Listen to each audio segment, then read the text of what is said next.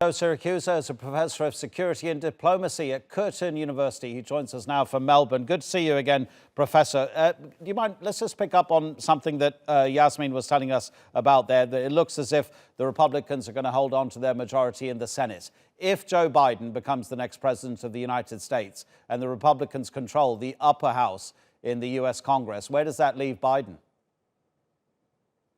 4 more years of gridlock. That's the whole problem. We haven't had a government that matches the legislature and the presidency. So Biden would have the same problems that Barack Obama had later on. And if you don't control the Senate, which controls everything but the money bills, which originate in the House, then you're behind the 8 ball. So all the House of Representatives can do is try to impeach they can impeach presidents and raise money bills. But look, let me say something.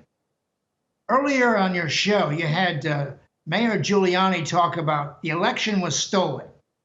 No matter what happened to these ballots, the idea of an election being stolen is a very familiar story in American politics. I grew up in Chicago, Cook County, and there's no doubt in my mind that the Chicago political machine stole the election for John Kennedy when I was 14 years old in 1960. So that's the narrative the president wants. Even if he doesn't become president again, he wants to be able to leave the office by saying it was stolen from him and that he is a rightful president. So this is something that Shakespeare would understand. But it's very important for him. He's going to go to the courts, and then he might even go to the legislature, the state legislature, or the governors who control the electors. But look, he knows he's gone, and he doesn't care about the Supreme Court. And the Supreme Court is not going to do his bidding. You know, he's not some banana republic. And so he wants that narrative. He wants to be able to say to Americans, the election was stolen. Now, Americans don't know much about ballots, and they don't know much about absentee voting, but they know a great deal about stolen elections. So if the president is able to leave office in control of the story, and he has 70 million supporters tonight, he will make trouble for anybody else as long as he's alive. Yeah, and exactly 24 hours ago, we were talking to you about this, and you wanted to highlight the threat of potential civil unrest. With the language that Trump is now using, there was an email sent out to a Republican emailing list, and the title of that email was Protect the Election. And then you've now got this thing that the Trump campaign is calling the Official Election Defense Fund. So the language that's being used, the longer that this all takes, with the narrative that Trump is presenting and the legal challenges to come and the amount of complaining he's going to do, where does that then leave the situation in terms of unrest amongst his supporters? Well, Trump is guaranteed post-election violence. Look, America's a violent place. It always has been. And he's made it very clear that he is going to need the support of Americans who will defend him. So what he's done is he has empowered the fringe elements, what we call domestic extremists, people who don't even vote for him, but who would fight for him. And about 25 or 30 American states are what we call open gun carry.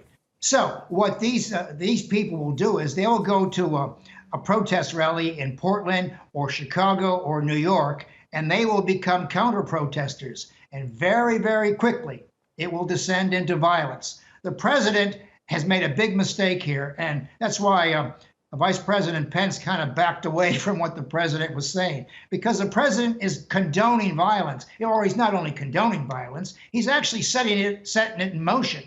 And, you know, if he weren't the president, he'd be arrested for inciting a riot. So I think he's made a terrible mistake here. It's a strategic error, and he's literally given immunity to people who will defend him.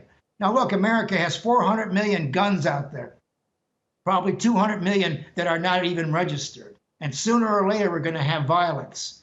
You know, when I was younger, 125 cities burned over the Vietnam War and the civil rights protest. And the same thing can happen again. These cities can go up in smoke and people will come to their defense. The president has literally introduced sort of a permanent civil war, in quotes, in America. It won't get out of control because the army would be called in. But look, the American election is supposed to be exemplary. It's supposed to be a model to the world about how well it works. And yesterday it was working just fine.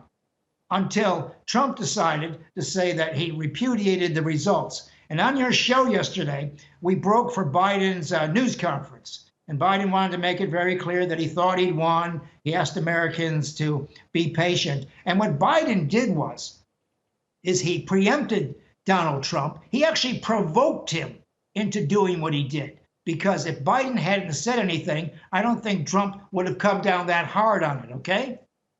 Professor, we're going to give you the last 90 seconds of our bulletin. Give us an overall international appreciation of where Trump's international retreat of the past 4 years leaves the global world order, considering we don't have a result and the whole world is looking out for it. Well, the world has lost the leader of the free world. I mean, Trump's made it very clear he does not want to lead economically. He doesn't want to lead diplomatically. He's not interested in arms control agreements, which I'm very interested in. He's not interested in trade agreements, and he's not interested in the Paris climate change. This is just the thing America's enemies were hoping for. Because if Trump's not interested in the world, this allows America's enemies to throw off the sanctions, to throw off the opprobrium that's attached to them and the rest of it. So I think he's leaving the world, the free world, rudderless, because there's really no one to take his place. And frankly, there isn't anybody who can take his place unless the United States does the role itself. So in my lifetime, the United States has gone from a leader in the free world to a backseat. And that's the way Trump likes it, and that's the way his supporters like it. Thank you so much indeed, Professor Joe Siracusa. You know what? If Biden does become the 46th president of the United States, we really need to get you back to look at the challenge that will face him, who will be 78 years old when and if he enters the White House next, which would be on the 20th of January. Professor Joe Siracusa from Curtin University in Australia.